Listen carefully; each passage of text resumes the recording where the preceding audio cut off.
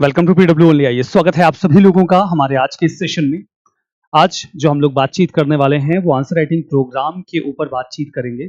Modern history के questions को definitely आप सभी लोगों ने प्रैक्टिस किया होगा और अब हम लोग बातचीत करेंगे कि आखिर जो भी क्वेश्चंस आपने प्रैक्टिस किए थे उनके सही जवाब किस तरीके से लिखे जा सकते थे, या फिर देखिए सही जवाब जैसा तो कुछ होता नहीं है, आप कैसे बढ़िया आंसर्स लिख सकते थे, उनकी फॉर्मेटिंग कैसे और कितनी बेहतर हो सकती थी। ये जो इनिशिएटिव है ये बहुत ही ज़रूरी इनिशिएटिव है। आप इसके ज़रिए अपनी प्रैक्टिस करके जो कुछ भी आपने पढ़ा है उसे और बेहतर तरीके से कंसोलिडेट कर सकते हैं, एट द सेम टाइम उसे प्रेज़ेंट करना सीख सकते हैं। आंसर राइटिंग हमेशा से ज़रूरी होती है। इस प्रोग्राम को शुरू करने के बारे में मतलब कई सारे टीचर्स से आपका सामना हो ही चुका है, जिन्होंने अलग-अलग सब्जेक्ट्स के जो भी क्वेश्चंस आपके सामने रहे हैं उन्हें डिस्कस किया। और अभी आप यहाँ पर देखो, इस प्रोग्राम का सीधा-सा मसला आपको पता है कि आपको इस क्यूआर कोड को स्कैन करते हुए जॉइन कर लेना है इस टेलीग्राम चैनल को, जहाँ पर आपको डेली बेसिस पर मॉर्निंग में 7 क्वेश्चन दे दिए जाते हैं और वो जो क्वेश्चंस आप अटेम्प्ट करते हैं उन क्वेश्चंस का आपको सिनॉप्सिस मिल जाता है। एट द सेम टाइम उसका एक वीडियो एनालिसिस आपके सामने वाईटी पे प्रेजेंट किया जाता है। जैसे मॉडर्न हिस्ट्री के जो क्वेश्चंस आपने अटेम्प्ट किए थे उन्हें कैसे बेहतर तरीके से लिखा जा सकता है, उस पर बातचीत हमारे आज के इस सेशन में होने वाली है। साथ ही साथ मैं आपको ये भी बताता हूँ कि जो इम्पोर्टेंट जिन बच्चों ने बहुत अच्छे आंसर्स लिखे होते हैं उन्हें टीम रिव्यू करती है और उन्हें आपके सामने प्रेजेंट भी किया जाता है। ये तो पूरा मामला हो गया कि आप कैसे इस राइटिंग प्रैक्टिस के साथ कनेक्ट हो सकते हैं। इस तरीके की इनिशिएटिव्स आपको कॉन्फिडेंस देते हैं, आपकी तैयारी को स्मूदन करते हैं और आप ज़्यादा कंफर्टेबल हो जाते हैं अपने मेंस को लेकर। आपका फियर ग्रेजुअली बाहर हो जाता है। अब अगर हम यहाँ पर बातचीत कर रहे हैं तो एक बात सृजन प्रोग्राम के बारे में भी होनी चाहिए। 192 सिलेक्शंस बड़ी बात है। सृजन प्रोग्राम एक बहुत ही प्रीमियम प्रोग्राम है पीडब्ल्यू ओनली आईएएस का। पिछली बार 150 से ज़्यादा बच्चे सिलेक्ट हुए थे सृजन प्रोग्राम के थ्रू। इस बार परफॉर्मेंस और भी बेहतरीन रहा है। 192 सिलेक्शन सृजन प्रोग्राम से हुए हैं। अगली बार मैं दावे के साथ कहता हूं ये नंबर्स और बढ़ जाएंगे। क्या आप भी इस प्रोग्राम का हिस्सा रहेंगे? आपको होना चाहिए, क्योंकि ये प्रीलिम्स, मेंस और इंटरव्यू की तैयारी का एक बहुत ही यूनिक सा ब्लेंड है। यहाँ पर आपको सही तरीके से मेंटोर किया जाता है। इसमें कुछ क्लासेस भी होती हैं, टेस्ट सीरीज होती है, मेंटोरशिप होती है। प्रीलिम्स, मेंस और इंटरव्यू का जो कंपोजिट प्रोग्राम है सृजन प्रोग्राम, जो टारगेटेड मैनर में उन बच्चों के लिए होता है जो एग्जाम देने और सेलेक्ट होने के लिए पूरी तरीके से तैयार हैं। इसकी फीस यूं तो 20,000 होती है, पर फॉर नाउ ये फीस 10,000 रुपए है। तो आप इसके जरिए अपने कोर्स को एक्सेस कर सकते हैं। यू मस्ट ज्वाइन दिस सृजन प्रोग्राम, क्योंकि इसके रिजल्ट्स बहुत ही बढ़िया हैं। आराम से आप इसकी मदद से अच्छा स्कोर कर पाएंगे। अब अगर हम आगे बढ़ते हैं तो आंसर राइटिंग में ये जो पूरा इनिशिएटिव है इसके जरिए आपकी तैयारी को नए रास्ते पर ले जाने का एफर्ट किया गया है। 7 क्वेश्चंस जो आपने अटेम्प्ट किए थे, वहां पर ये जो 7 क्वेश्चंस हैं उनमें ये पहला क्वेश्चन है राजा राममोहन रॉय के ऊपर। मेंस के क्वेश्चंस के बारे में मैं आपको एक बात बताता हूँ। यूपीएससी में जो मॉडर्न हिस्ट्री के क्वेश्चंस आते हैं, बहुत कम केसेस में ऐसा होता है कि वो आउट ऑफ बॉक्स हो, मतलब आप देखकर ब्लैंक हो जाएं और आपको समझ ना आ रहा हो कि क्या लिखना है। नहीं, इन जनरल ऐसा नहीं होता। मोस्ट ऑफ द केसेस में you will be comfortable in answering those questions. Problem है जनरलाइजेशन। जो बातें आप लिख रहे होते हैं वही सब लिख रहे होते हैं। आपके क्वेश्चन में बहुत ज्यादा जनरल बातें लिखी गई होती हैं, तो स्कोर कर पाना मुश्किल होता है। अब यहाँ पर अगर आप अच्छा स्कोर करना चाहते हैं हिस्ट्री के क्वेश्चंस को आंसर करते हुए, तो आपको ध्यान रखना होगा कि आप अपने क्वेश्चंस के आंसर्स को स्टैंडर्ड बनाएं। स्टैंडर्ड बनाने का तरीका क्या है कि आप जो कोई भी आर्गुमेंट दे रहे हैं उसे जस्टिफाई जरूर करें। मैं एक बात और भी स्पेसिफाई करना चाहूंगा। जस्टिफिकेशन हिस्ट्री में जितना आसान है उतना शायद ही किसी और सब्जेक्ट में आसान हो। जस्टिफिकेशन के लिए आपको लॉजिकल आर्गुमेंट या फिर फैक्चुअल डेटा का इस्तेमाल करना पड़ता है। प्रीलिम्स का एग्जाम देते हुए हिस्ट्री का इतना ज्यादा फैक्चुअल डेटा आपके पास होता है कि आप बड़े आराम से उन्हें यूज करके अपने आर्गुमेंट जस्टिफाई कर सकते हैं। और बाकी अगर कोई फैक्चुअल एनालिसिस है तो वो आपको और ज्यादा ताकतवर बनाता है मेंस के आंसर्स में। उसे हम इन क्वेश्चंस के आंसर्स को प्रैक्टिस करने की दौरान भी समझने की कोशिश करेंगे। ये क्वेश्चन जैसे हमारे सामने है, that is about Raja Rammohan Roy. सबसे पहले तो आप इस क्वेश्चन को ध्यान से देखकर समझिए। ये नहीं पूछा गया है कि राजा राममोहन रॉय एक मॉडर्निस्ट थे। हाँ, ये बात तो सच है कि वो एक मॉडर्निस्ट थे, लेकिन क्वेश्चन कहता है कि जो उनका मॉडर्निज्म है वो ट्रेडिशन में रूटेड था। मतलब कि उन्होंने इंडियन ट्रेडिशनल प्रैक्टिसेस का इस्तेमाल करके अपने मॉडर्न आइडियाज को प्रोपोगेट किया। कैसे, यही सवाल है। मतलब आपको अलग अलग डायमेंशंस में आर्गुमेंट्स देते हुए उनके एग्जाम्पल्स को प्रैक्टिस करना है। इस क्वेश्चन में जस्टिफिकेशन जो आपको देना है वो ऑलरेडी क्वेश्चन का पार्ट है। मतलब एक दफा तो आप ये बताएंगे कि वो कैसे मॉडर्निस्ट थे, और दूसरे फ्रंट पर आप ये बताएंगे कि उनका ये मॉडर्निज्म कैसे हमारे ट्रेडिशन में रूटेड था। यही दोनों बातें आप लिखते चले जाएंगे, argument and justification, argument and justification, argument and justification, और आपका आंसर कंप्लीट हो जाएगा। सवाल ये है कि आखिर इस क्वेश्चन को इंट्रोड्यूस कैसे किया जाए। बड़ा सवाल होता है क्वेश्चन का इंट्रोडक्शन ट्रेस करना। इंट्रोडक्शन का एक सबसे आसान तरीका जो मैं अक्सर बताता हूं वो है क्वेश्चन में सेंट्रल थीम को आइडेंटिफाई करना। सेंट्रल थीम क्या होती है? सेंट्रल थीम किसी भी क्वेश्चन का वो हिस्सा होता है जो सीधे सीधे आपसे नहीं पूछा गया है, लेकिन आपका क्वेश्चन डायरेक्टली और इनडायरेक्टली उसी वर्ड के चारों ओर घूमेगा। इस केस में जैसे अगर मैं कहूं तो राजा राममोहन रॉय, ये इस क्वेश्चन की सेंट्रल थीम है। राजा राममोहन रॉय के बारे में आपका इंट्रोडक्शन होना चाहिए। राजा राममोहन रॉय के बारे में अगर आप यहां पर इंट्रोडक्शन ट्रीज करते हैं तो राजा राममोहन रॉय यहां पर क्या है? Central theme. ये इज सेंट्रल थीम। अगर राजा राममोहन रॉय यहां पर सेंट्रल थीम है और राजा राममोहन रॉय के ऊपर ही मुझे इंट्रोडक्शन बनाना है तो हम क्या बना सकते हैं? राजा राममोहन रॉय को मेकर ऑफ मॉडर्न इंडिया बताया जाता है, लेकिन वो तो इंट्रोडक्शन में नहीं डाल सकते क्योंकि मॉडर्निज्म तो आपके बॉडी पार्ट की थीम है। तो राजा राममोहन रॉय को एक नाम और दिया जाता है, जैसे कि राजा राममोहन रॉय को कहा जाता है कि उन्होंने मॉडर्न वेस्टर्न आइडियाज को इंडिया में इंट्रोड्यूस करते हुए जो डेवलपमेंट्स किए वो उन्हीं के द्वारा इंडिया में सोशियो रिलीजियस रिफॉर्म मूवमेंट का ट्रेडिशन शुरू किया गया। आप ये कह सकते हैं कि इन 19th या हाँ इन 19th सेंचुरी 1800 के बाद का किस्सा 19th सेंचुरी कहा जाएगा। तो 19th सेंचुरी में सोशियो रिलीजियस रिफॉर्म मूवमेंट का जो ट्रेडिशन है, सोशियो रिलीजियस रिफॉर्म मूवमेंट का जो रिफॉर्म्स का जो ट्रेडिशन है, रिफॉर्म्स का जो ट्रेडिशन है वो राजा राममोहन रॉय ने शुरू किया। Started by RRR. तो इन्होंने ही इस ट्रेडिशन की शुरुआत की। एक बात तो आप ये बोल सकते हो, और दूसरी बात आप ये बोल सकते हो कि इसीलिए हम इन्हें फादर ऑफ इंडियन रेनेसा कहते हैं। फादर ऑफ इंडियन रेनेसा कहते हैं। ठीक है, तो फादर ऑफ इंडियन रेनेसेंस इन्हें इसीलिए बुलाया जाता है।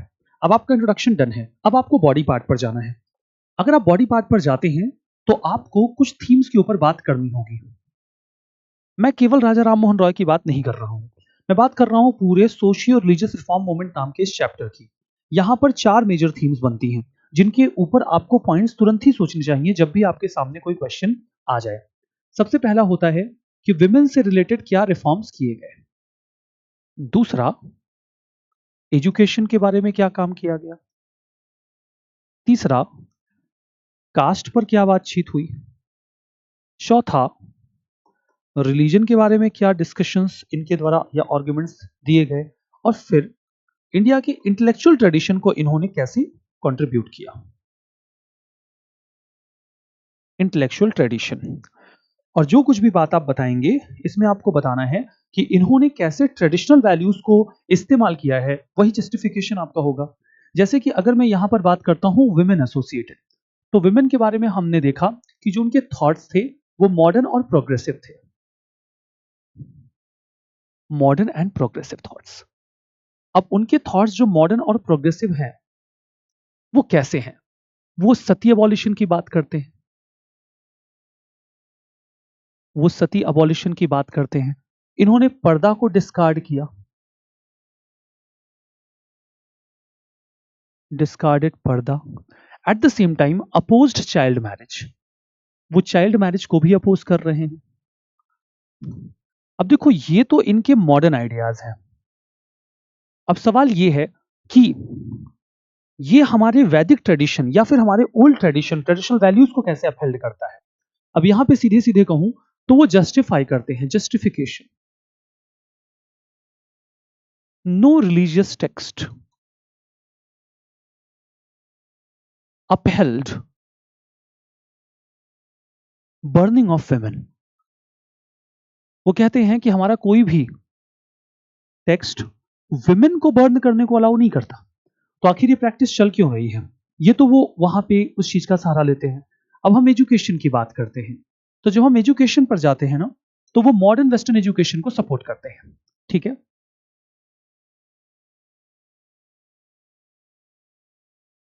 Modern western education. लेकिन साथ के साथ वो वैदिक ट्रेडिशन को भी वैल्यू करते हैं। वैदिक ट्रेडिशन को वैल्यू करने का मतलब क्या है कि वो सपोर्टर थे वेदांतिक फिलॉसफी के। वो वेदांतिक फिलॉसफी के सपोर्टर हैं। और अगर वो वेदांतिक फिलॉसफी के सपोर्टर हैं, ये तो आपका आर्गुमेंट हो गया एजुकेशन के ऊपर। अभी आपको इसको जस्टिफाई भी करना पड़ेगा। तो अगर आपको इसको जस्टिफाई करना पड़ेगा तो आप जिक्र करेंगे वेदांत कॉलेज की। वेदांत कॉलेज वो कब फाउंड कर रहे हैं? 1825 में। ठीक है। तो ये एजुकेशन के जरिए वो अपनी बातें कर रहे हैं। At the same time education में वो लिटरेचर्स की बात कर रहे हैं। तो लिटरेचर्स में वो बंगाली में या फिर अरबिक में मिरातुल अकबर वगैरह पब्लिश कर रहे हैं, पर्शियन में वो आ रहा है। ठीक है। कास्ट के बारे में बात करते हैं, तो वो कास्ट बेस्ड डिस्क्रिमिनेशन को अपोज करते हैं। Opposed discrimination. ठीक है। और जब वो डिस्क्रिमिनेशन को अपोज करते हैं तो ये मानते हैं कि जो बेसिक ह्यूमन वैल्यू है,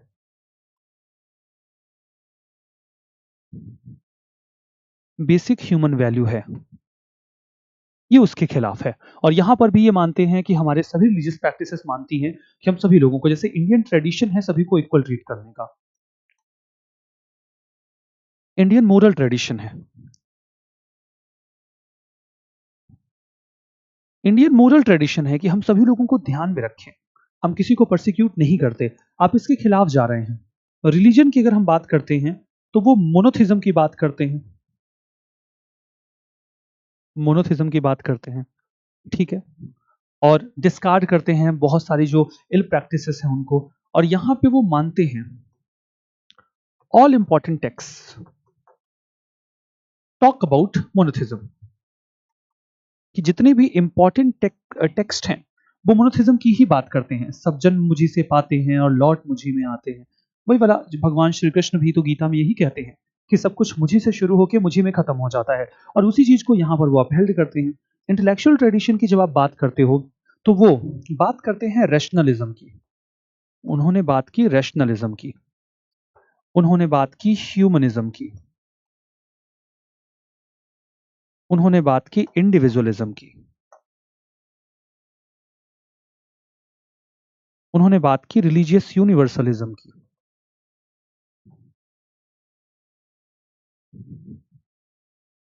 और ये सब बेसिक ह्यूमन वैल्यूज हैं। अब जो इंडियन कॉन्सेप्ट है सर्वे भवन्तु सुखिनः का, ये उसी से मिलता जुलता कॉन्सेप्ट है। सर्वे भवन्तु सुखिनः। तो ये वैदिक ट्रेडिशन की बातें हैं या फिर ये इंडियन ट्रेडिशन की बातें हैं जो यहाँ पर करी गई हैं। तो आप बड़े आराम से अपना आर्ग्यूमेंट दे सकते हो, एट द सेम टाइम आप जस्टिफिकेशन दे सकते हो। Argument justification, argument justification, argument justification, और ऐसा करके आपका आंसर जो है वो बिल्ड हो जाता है। Now it's time to conclude. और अभी आपको इस आंसर को कंक्लूड करना है। मैं कहता हूं हिस्ट्री में कंक्लूजन ड्रॉ करने का एक बहुत ही सिंपल सा तरीका है। जब भी आपको ना समझ में आए, जो आगे हुआ है वो कंक्लूजन है। आगे क्या हुआ? सोशियो रिलीजियस रिफॉर्म मूवमेंट जो यहां पर शुरू किए गए हैं राजा राम मोहन रॉय के द्वारा, इन्होंने जो इंडियन सोसाइटी के डिविजिव एलिमेंट्स थे, जो हमारी सोसाइटी में डिवीजन क्रिएट कर रहे थे, उनको रिमूव किया। डिविजिव एलिमेंट्स कम हुए। और जब डिविजिव एलिमेंट्स कम हुए तो क्या हुआ?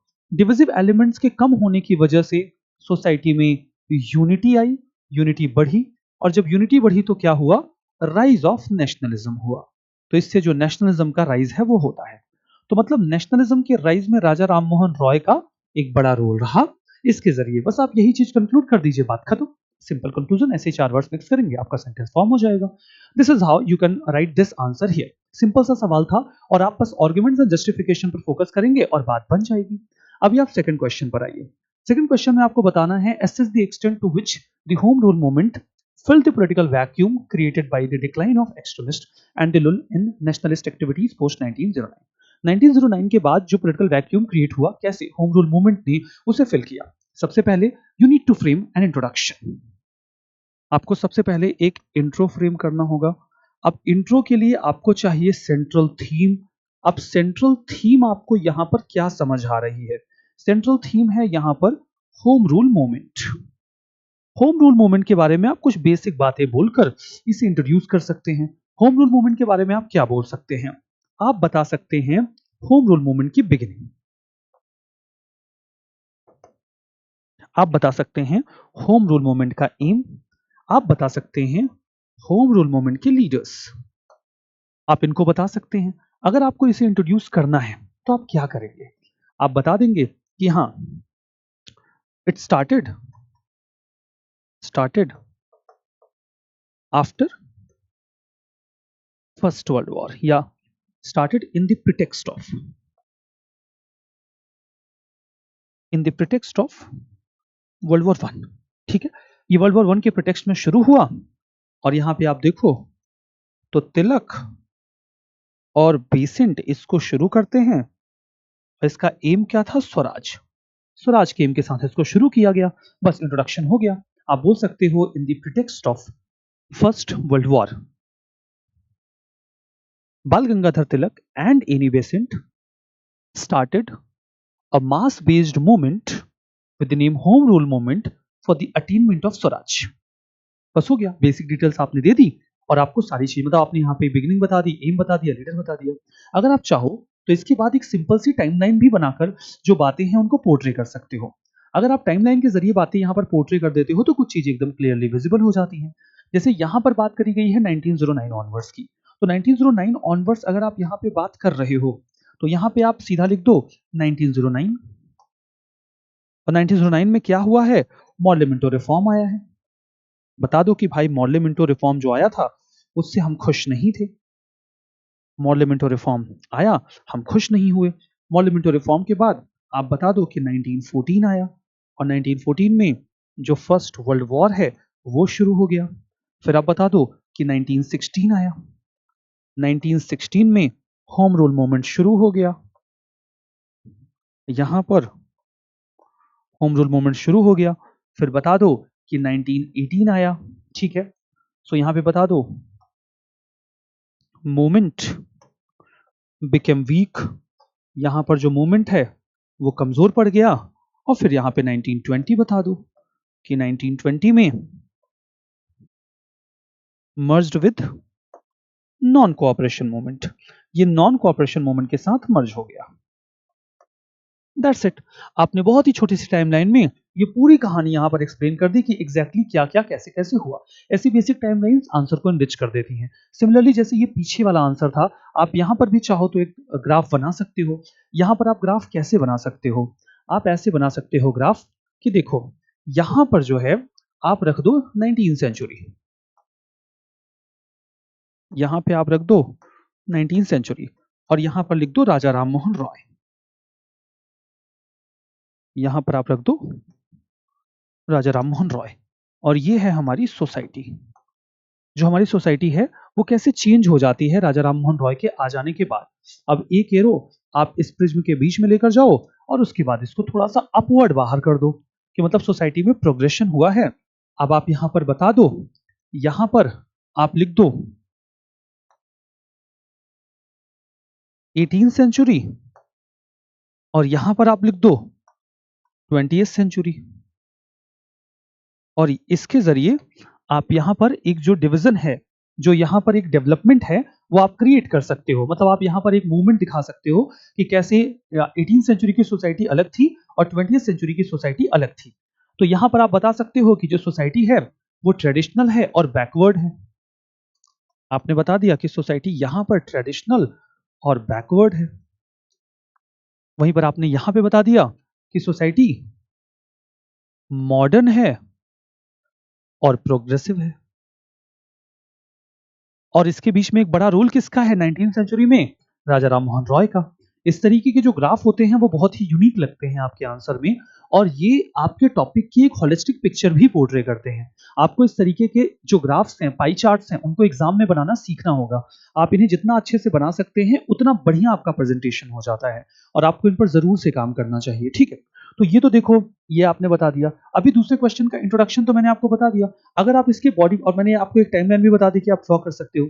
अब बॉडी पार्ट में ये है कि इन्होंने पॉलिटिकल वैक्यूम को कैसे फिल किया, और यहाँ पे है एसेस द एक्सटेंट, मतलब किस हद तक, मतलब इसका एक दूसरा हिस्सा भी आपको बनाना पड़ेगा। तो सबसे पहले तो आप बॉडी पार्ट में आओ और देखो कि इन्होंने पॉलिटिकल वैक्यूम को कैसे फिल किया। तो जब आप यहाँ पर बॉडी पार्ट में आते हो और पॉलिटिकल वैक्यूम के फिल करने वाली बात देखते हो, तो आप क्या पाते हो कि इन्होंने नेशनलिस्ट अवेकनिंग का काम किया। इन्होंने काम क्या किया है? नेशनलिस्ट अवेकनिंग का। नेशनलिस्ट अवेकनिंग का काम क्यों किया है? Because no major political activity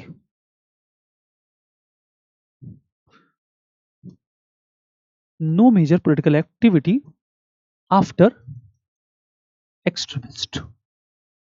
extremist के फॉल के बाद कोई मेजर पॉलिटिकल एक्टिविटी नहीं हो रही है, तो इन्होंने इसमें क्या कंट्रीब्यूट किया? इन्होंने सबसे पहले तो होम रूल मूवमेंट ने मॉडरेट और एक्सट्रीमिस्ट को एक साथ लाया। मॉडरेट प्लस एक्सट्रीमिस्ट को एक साथ लाने का इन्होंने काम किया। ठीक है, मोबिलाइज्ड एक साथ लेकर तो नहीं आए, लेकिन मोबिलाइज तो किया ही। Mobilised Hindu plus Muslim leaders. Hindu और मुस्लिम लीडर्स को इन्होंने एक साथ यहां पर मोबिलाइज करने का काम तो देखिए किया ही है। इस चीज से तो हम बिल्कुल से भी नजरअंदाज नहीं कर सकते हैं। सिमिलरली हम देखते हैं कि सेल्फ गवर्नमेंट की डिमांड को और ज्यादा स्ट्रॉन्ग करते हैं और मास पार्टिसिपेशन को आगे बढ़ाते हैं। ठीक है, तो ये जो सेल्फ गवर्नमेंट की डिमांड है उसे और ज्यादा स्ट्रेंथन करते हैं। Strengthened self government demand.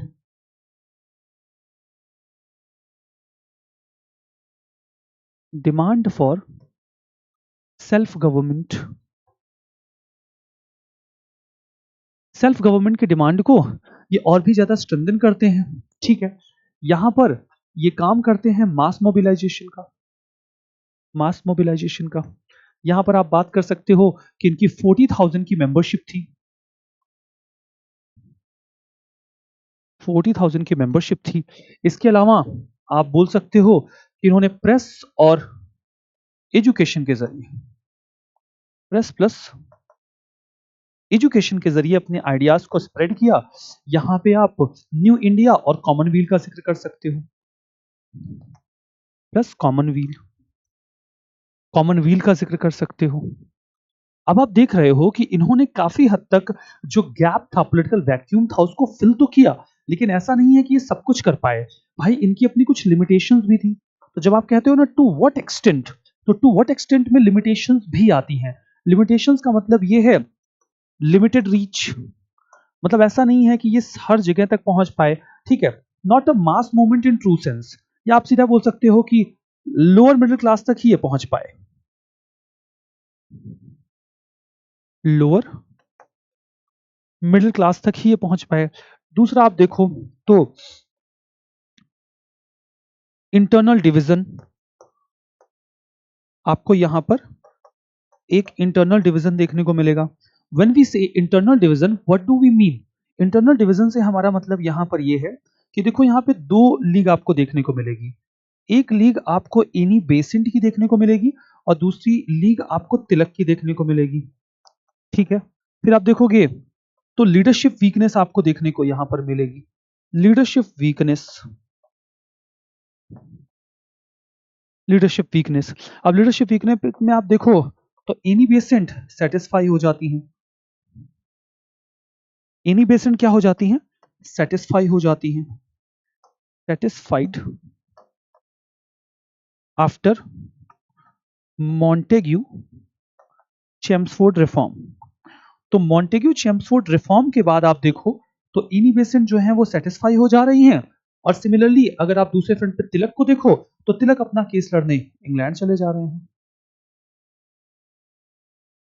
Went to England, वो याद होगा ना, वैलेंटाइन शिरोल वाला, फादर ऑफ इंडियन अनरेस्ट, उसी वाला केस लड़ने चले गए। तो लीडरशिप यहाँ पर कमजोर हो जाती है।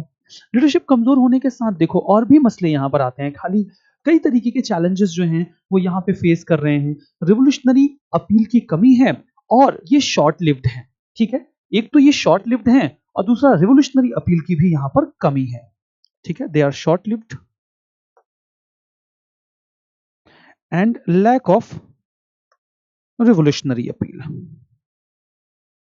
तो ये कई तरीके के पॉइंट्स हैं जो आप यहां पर ऐड कर सकते हो। अब आप ये बोलोगे कि सर ठीक है, body part and limitations are okay, but how will we conclude this answer? देखो कंक्लूजन जैसे मैंने कहा कि जो उसके बाद हुआ वही कंक्लूजन है। जैसे कि यहां पर अगर कंक्लूजन आपने ड्रॉ करना है तो आप लिख सकते हो कि क्या होता है होम रूल मूवमेंट के बाद। होम रूल मूवमेंट ने क्या किया, अर्जेंसी क्रिएट की, अर्जेंसी फॉर स्वराज। इन्होंने स्वराज को एक अर्जेंट मुद्दा बनाया, plus prepared base for Gandhian politics. इन्होंने गांधीयन पॉलिटिक्स के लिए ना बेस तैयार किया, prepared base for Gandhian politics. तो ये गांधीयन पॉलिटिक्स के लिए बेस तैयार करते हैं। समझ में आया? ठीक है, इतना मसला क्लियर हो गया कि गांधीयन पॉलिटिक्स के लिए कैसे बेस तैयार कर रहे हैं। तो ये दो बातें तो आपको यहाँ पे कंक्लूजन में समझ में आ गई। आइए तीसरे क्वेश्चन पे चलते हैं। जब हम तीसरे क्वेश्चन की यहाँ पर बात कर रहे हैं, you can see what were the major ideological strands that emerged in the Indian national movement after the 1920 and how did they contribute to expand the social base. ठीक है, तो उन्होंने नेशनल मूवमेंट के सोशल बेस को कैसे expand किया। Now it's time for introduction. Introduction, अब देखो इंट्रोडक्शन क्या है कि सबसे पहले तो इंट्रोडक्शन में आपको यहां पर बात करना है नए आइडियोलॉजिकल स्ट्रैंड्स के बारे में। अब जब आप यहां पर आइडियोलॉजिकल स्ट्रैंड्स की बात करते हो और यहां पर आपको 1920s की बात करनी है, 1920s का जो समय है वो आपका सेंट्रल थीम है। सेंट्रल थीम में आप 1920s को रख लो। सेंट्रल थीम क्या है? 1920s। 1920s का जो टाइम है ना, आप इसे थोड़ा सा एक्सप्लेन कर दो। 1920s के टाइम को जब आप एक्सप्लेन करते हो तो आप क्या देखते हो? देखो कि with the advent of Gandhi, Gandhi के आने के साथ नेशनल पॉलिटिक्स चेंज्ड, या national movement, national politics changed. Gandhi के आने के साथ नेशनल पॉलिटिक्स चेंज हो गई। ठीक है, truth and non violence,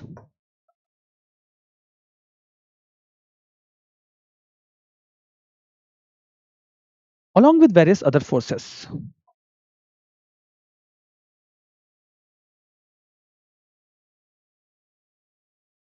along with various other forces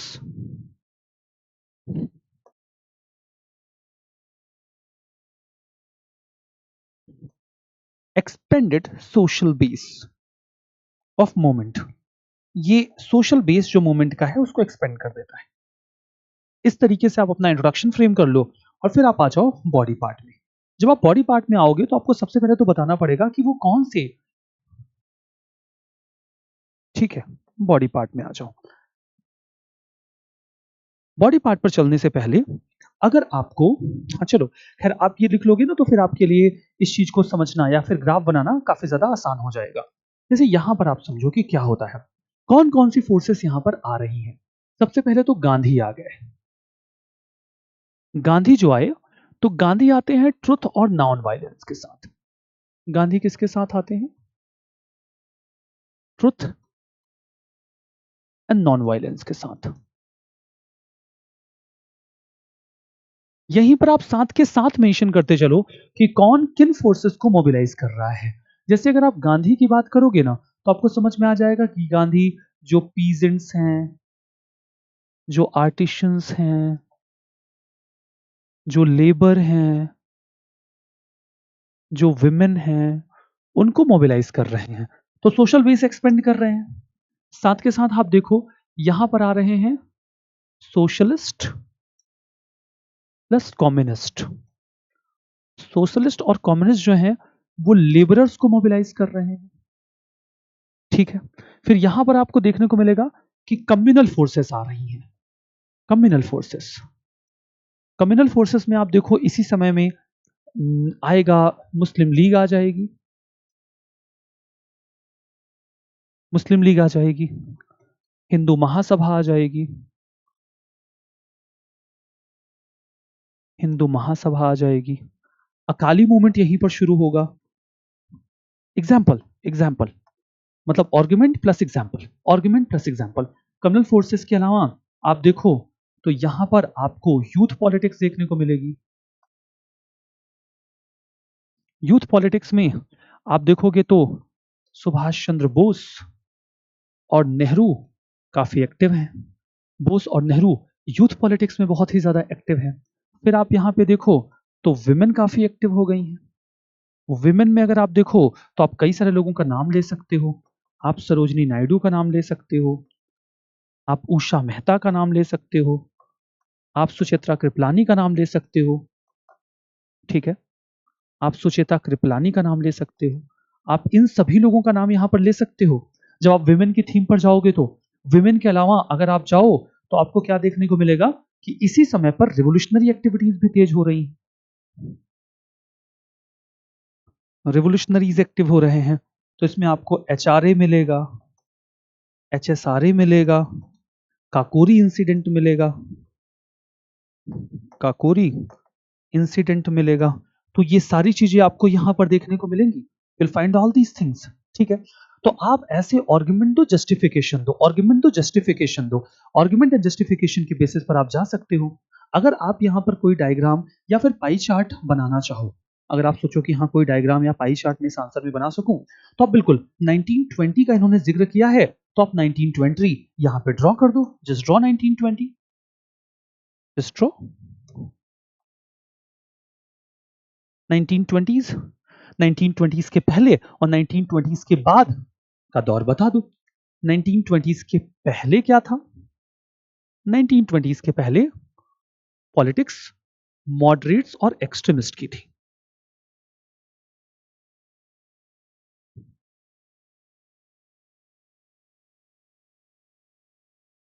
nineteen twenties के बाद गांधी है। 1920s के पहले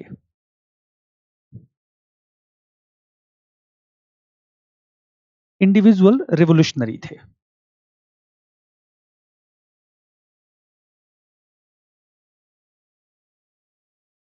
नाइनटीन ट्वेंटी के बाद मास रिवोल्यूशन का आइडिया आ गया। ठीक है, 1920 के पहले 1920 के पहले लिबरलिज्म है।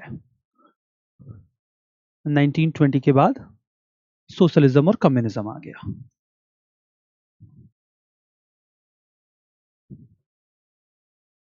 ऐसे आप एक ग्राफ बना दो और आप दिखा दो कि 1920 के पहले और 1920 के बाद में क्या फर्क है, तो आपको एक अंतर समझ में आ जाएगा और आप एक क्लियर कट एग्जाम्प्लिफिकेशन दे सकते हो ऐसे ग्राफ्स के जरिए।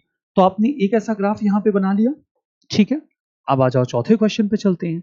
चौथे क्वेश्चन में साफ साफ आपको गांधी जी का जो विजन है सेल्फ रिलायंट विलेजेस रिपब्लिक का और नेहरू का मॉडल जो है सेंट्रलाइज्ड इंडस्ट्रियल डेवलपमेंट का, इसे कंपेयर करना है।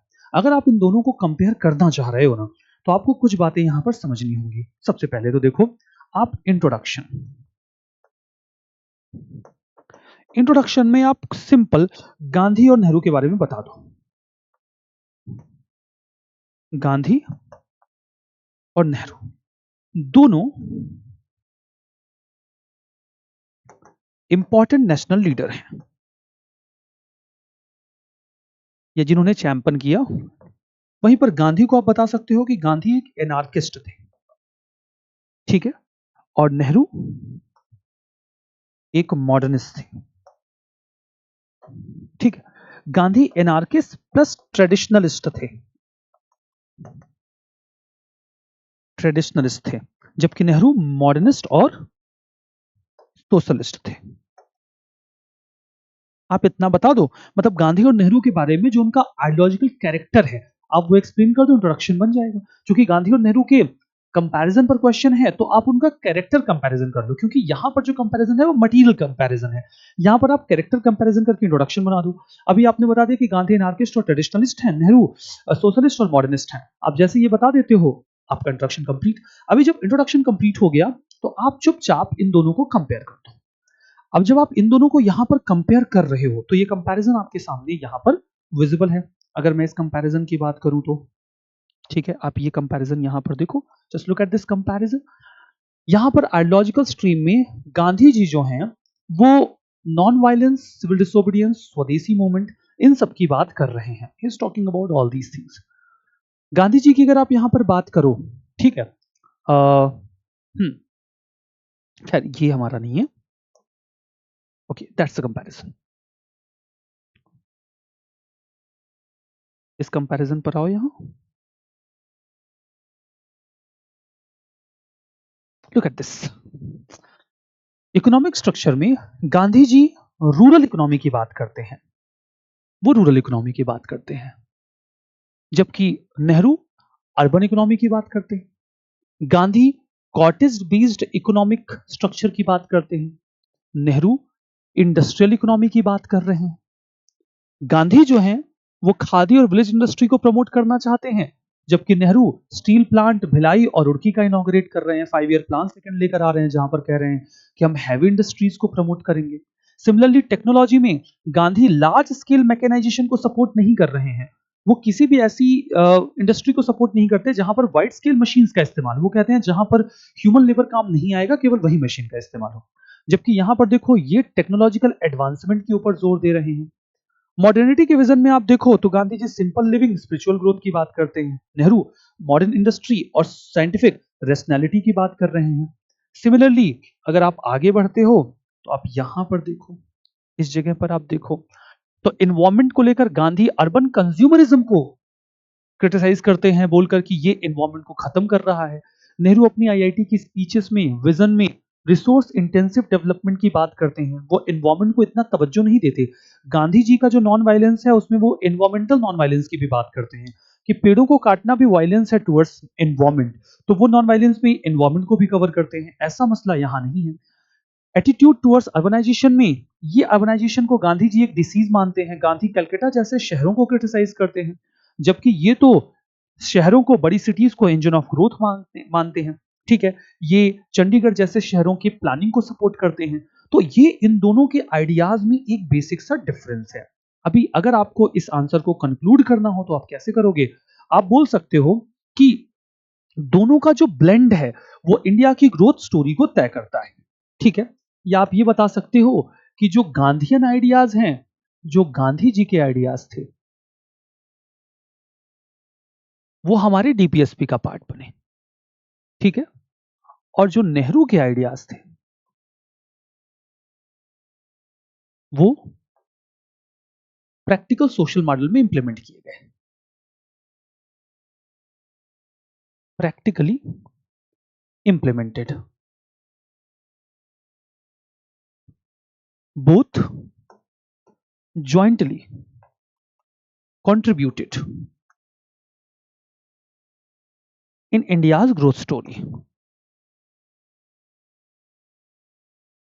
ऐसे एक पॉजिटिव सा आप जो है कंक्लूजन डाल दो कि दोनों ने मिलकर इंडिया की ग्रोथ स्टोरी को कंट्रीब्यूट किया। दैट्स इट, हो गया, इतना ही बताना है आपको। अब ये तो देखो हो गया आपका इस नंबर का क्वेश्चन। ठीक है, यहां पर आपका हो गया चौथा क्वेश्चन। पांचवें क्वेश्चन पे आते हैं। पांचवा क्वेश्चन है कि काकोरी कॉन्स्पिरेसी के 100 साल कंप्लीट हुए हैं। आप ये बताइए कि काकोरी कॉन्स्पिरेसी ने कैसे इंडिविजुअल हीरोइज्म को ऑर्गेनाइज्ड रिवोल्यूशनरी मूवमेंट में कन्वर्ट किया। अब यहां पर सबसे पहले तो आपको इंट्रोडक्शन बनाना होगा ना, इंट्रोडक्शन बनाना होगा। और अगर आप इंट्रोडक्शन बनाना चाहते हो तो आपको सेंट्रल थीम आइडेंटिफाई करनी होगी। You will have to identify central theme. अब यहां पर आपको सेंट्रल थीम क्या मिलेगी? सेंट्रल थीम है रिवोल्यूशनरी मूवमेंट। रिवोल्यूशनरी मूवमेंट जो है वो आपकी सेंट्रल थीम है। और अगर रिवोल्यूशनरी मूवमेंट आपकी सेंट्रल थीम है तो रिवोल्यूशनरी मूवमेंट के दो फेजेस रहे हैं, आपको पता है, और इन्हीं दोनों फेजेस के बीच में कंपैरिजन की बात आपके क्वेश्चन में करी गई है। आप दोनों फेजेस को एक्सप्लेन कर दीजिए। आप ये बता दीजिए कि revolutionary movement started from 1900 onwards. ठीक है, इट्स फर्स्ट फेज इन इस इन इट्स फर्स्ट फेज, आप बता दो, in its first phase organisations like Anushilan Samiti and Abhinav Bharat society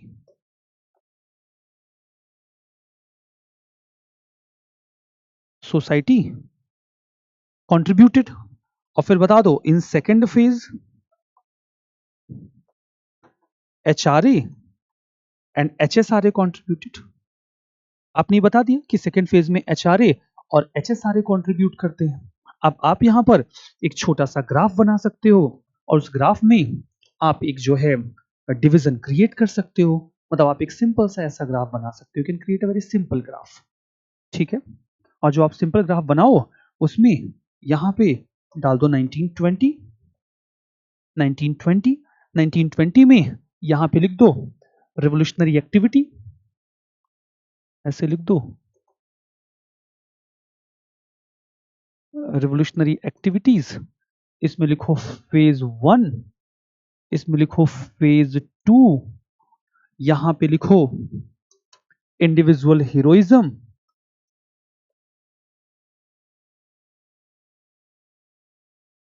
और यहां पर लिखो मास रिवोल्यूशनरी एक्टिविटीज।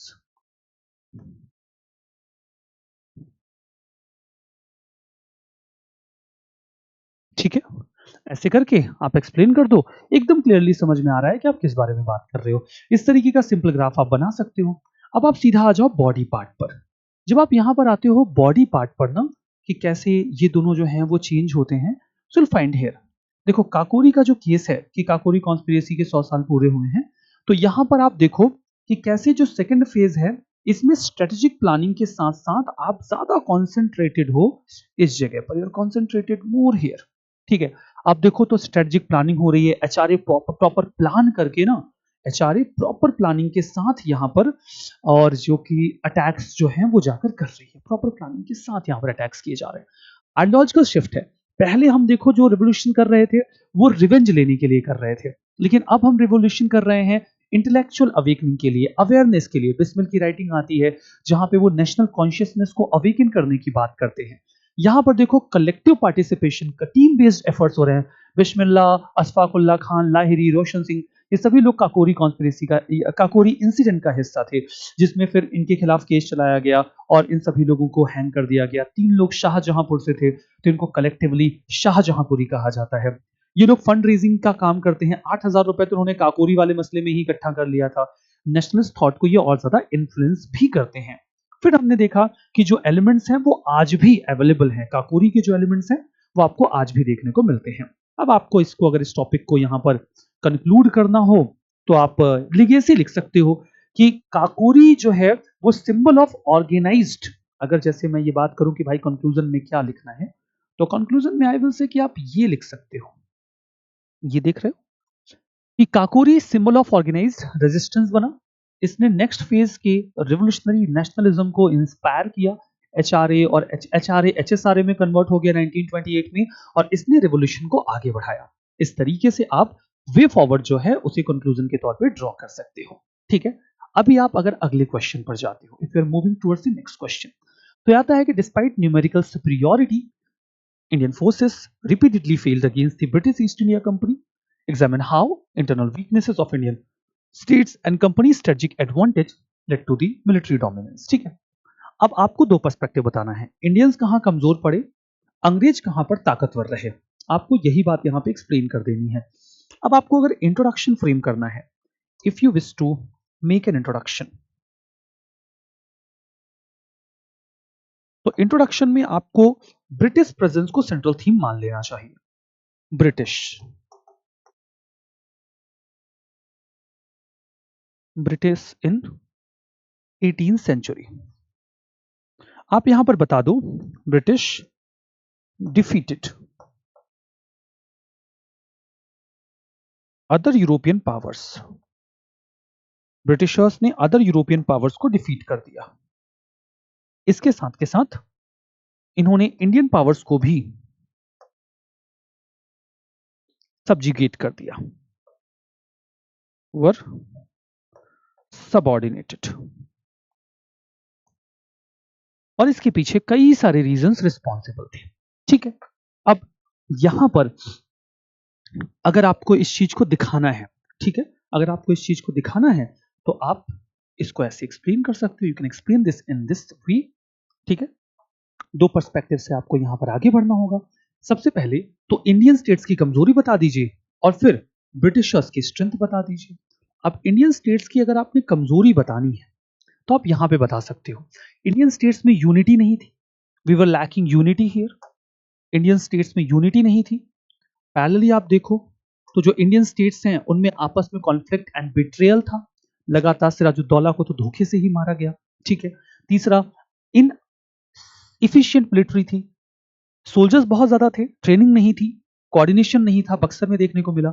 इकोनॉमिक वीकनेस थी, पैसों की कमी थी, और इस वजह से कासिम अपनी आर्मी बहुत बड़ी नहीं कर पाया। लीडरशिप कमजोर रही हमेशा। हमारे पास ऐसे लीडर्स नहीं थे जो पूरे इंडिया को यूनाइटेड फॉर्म में लीड कर सके। अंग्रेज वहीं ताकतवर थे, वो सिपाहियों को अवध और बिहार से रिक्रूट करके बंगाल की आर्मी को ताकतवर बनाते हैं। इंडिया में उस समय कोई पैन इंडिया लेवल का नेशनलिज्म नहीं था, लेकिन ब्रिटिश अपने एक देश के लिए लड़ते थे। मिलिट्री ऑर्गेनाइजेशन उनका काफी ज्यादा स्ट्रांग था। ठीक है। प्लस कुछ और भी फायदे उनके पास जरूर से थे। कुछ और फायदों की बात करें तो उनके पास यूनिफाइड कमांड थी, रॉबर्ट क्लाइव की लीडरशिप प्लासी में आप देख लो। वो राइवलरीज को एक्सप्लॉइट कर लेते थे, मॉडर्न टैक्टिक का इस्तेमाल करते थे। इकोनॉमिक और लॉजिस्टिकल पावर भी उनके पास अच्छी थी कंपैरिजन टू इंडियंस। तो ये एडवांटेजेस तो बेशक उनके पास थे ही थे। फिर अब आप यहां पर अगर इस चीज को देख रहे हो तो नाउ ये सारी बातें हमने यहां पे देख ली। अगर हमने ये चीजें देख ली हैं, now we must move towards the last question. अगर हम यहां पर लास्ट क्वेश्चन पर आगे बढ़े तो we have this last question. हमारे पास ये आखिरी क्वेश्चन है। This is the last question. How did Khilafat and non-cooperation movement, despite it arising from different socio-political context, represent a unified anti-colonial front, assess its impact on future course of nationalist struggle? कैसे इस पूरे movement ने India को unify किया? आपको सबसे पहले तो ये सवाल आंसर करना होगा। इंट्रोडक्शन में आप नॉन कोऑपरेशन मूवमेंट को यहां पर इंट्रोड्यूस कर सकते हैं। ठीक है। सबसे पहले अगर मैं बात करता हूं इंट्रोडक्शन की, ठीक है, अगर आपको इंट्रो लिखना है, if you wish to write intro here, introduction, introduction में आप लिखिएगा Gandhi utilised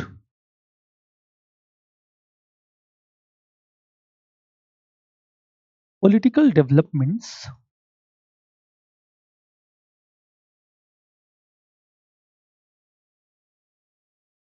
after first world war where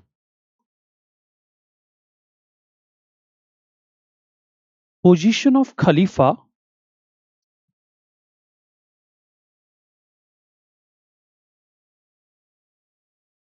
was under threat.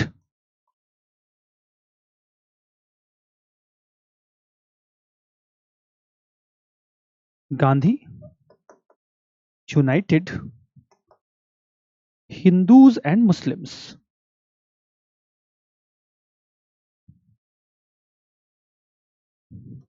over issue of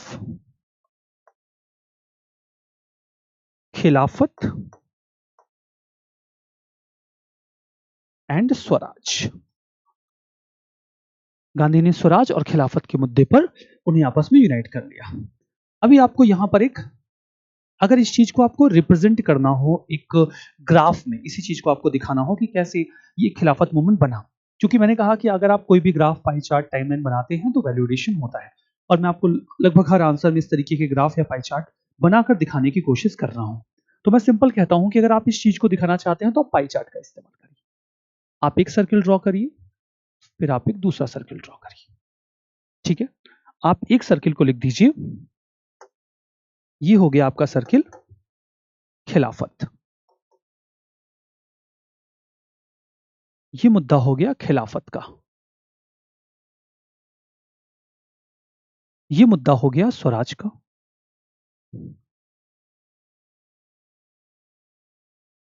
ये मुद्दा है मुस्लिम्स का, ये मुद्दा है हिंदूज प्लस मुस्लिम्स का,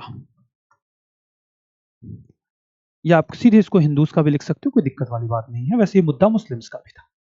बीच में अब आप यहां पर एक इंटरसेक्शन ड्रॉ कर दो,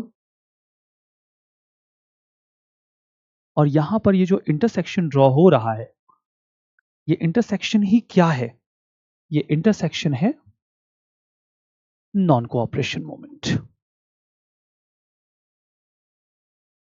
ये इंटरसेक्शन नॉन कोऑपरेशन मोमेंट है।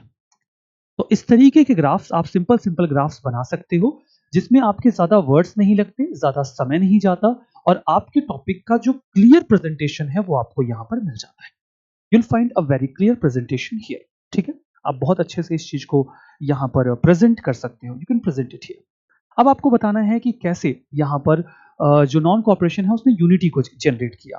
अगर आप यूनिटी की बात कर रहे हो, if you are talking about unity here, तो आप यहां पर देखो, बस फोकस हियर। ठीक है, सबसे पहले तो आप देखो कि गांधी ने खिलाफत को सपोर्ट करके एक स्ट्रेटेजिक अलायंस बना लिया। He created a strategic alliance here और एंटी ब्रिटिश रेजिस्टेंस को स्ट्रांग बनाया। उन्होंने इसे एक मौके की तरह इस्तेमाल किया और हिंदू मुस्लिम यूनिटी को स्ट्रेंथन कर लिया। पैरेलली आप यहां पर आगे देखोगे तो क्या मिलेगा? इन्होंने यहां पर एक यूनाइटेड लीडरशिप को पोर्ट्रे किया। ये portrait United leadership. Gandhi ji और अली ब्रदर्स में अच्छा कोऑर्डिनेशन था। सिविल डिसोबीडियंस और बॉयकॉट दोनों मिक्स किए गए और नेशनल यूनिटी का सिंबल बन गया। इसके पॉजिटिव फायदे भी रहे। पॉजिटिव में मास मोबिलाइजेशन हुआ। कांग्रेस जो कभी एलिट्स की पार्टी कही जाती थी वो अब आम जनता की पार्टी बन गई। हिंदू मुस्लिम यूनिटी इसका पॉजिटिव एलिमेंट रहा। गांधी जी की लीडरशिप स्ट्रांग हुई और प्रोटेस्ट का एक नया मेथड आया, बॉयकॉट, हड़ताल, रेजिग्नेशन और स्वदेशी का इस्तेमाल। सिमिलरली आप देखो तो यहां पर इसके कुछ नेगेटिव इंपैक्ट भी रहे। नेगेटिव में कम्युनल फ्रेजिलिटी बढ़ गई, मोपला रिबिलियन होता है, पॉलिटिक्स डाइवर्ज हो गई। डाइवर्जेंट पॉलिटिक्स का मतलब ये है कि मुस्लिम लीग, हिंदू महासभा अलग अलग भागने लगे। मास पॉलिटिक्स के लिए चैलेंज आया चौरी चौरा इंसिडेंट के बाद और कांग्रेस में इसके बाद प्रो चेंजेस नो चेंजेस के बीच डिवीजन भी हुआ। खैर, अगर आपको कंक्लूजन ड्रॉ करना है तो आप ये कह सकते हो कि स्वदेशी बॉयकॉट मूवमेंट पहला मास बेस्ड मूवमेंट था, पहला पैन इंडिया मूवमेंट था जिसपे बहुत मैसिव पार्टिसिपेशन था। इसने हमें सेल्फ कॉन्फिडेंस दिया और गांधीयन मूवमेंट को स्ट्रेंथन किया जो आगे चल के देश को आजाद कराते हैं। ऐसा करके आप इस आंसर को कंक्लूड कर सकते हो। तो this was the way where we tried to understand all the questions और हमने उन्हें एनालाइज करने की कोशिश की। अगेन आपको इस ग्रुप को ज्वाइन कर लेना है ताकि आप क्वेश्चंस अपील कर सके और उन्हें सॉल्व कर सके। इंतजार करिएगा फैकल्टीज का जिन क्वेश्चंस को इत्मीनान से आपके सामने एक्सप्लेन करने वाले हैं, जैसे मैंने आपके सामने इन क्वेश्चंस को एक्सप्लेन किया। हिस्ट्री के क्वेश्चंस में graphs, pie chart, flow chart और इन सब का टाइमलाइंस का बनाना बहुत ही आसान होता है। आप इन्हें सिंपल से टाइमलाइंस या मैप्स के जरिए ड्रॉ करके अपना प्रेजेंटेशन और बेहतर करके एक नंबर एक्स्ट्रा खींच सकते हैं। जरूर से इनका इस्तेमाल करें जैसे मैंने आपको इस डिस्कशन में पोर्ट्रे किया है। तो आई होप कि आपने इसको बढ़िया से एंजॉय किया। इस पूरे सेशन को अच्छी तरीके से अपनी मेंस की तैयारी करिए। मेंस एक बहुत ही क्रूशियल पॉइंट है जिसके लिए हम दिन रात लगे रहते हैं। आप दिलो जान से लगे रहिए अपनी तैयारी में। बाकी हम तो आपके साथ हैं ही। ऐसे और इंपॉर्टेंट सेशंस के साथ आपके साथ फिर मिलेंगे। आज के सेशन को यहीं पर एंड करते हैं। तब तक के लिए आप सभी लोगों को बहुत बहुत धन्यवाद। अलविदा। जय Hind. Thank you very much.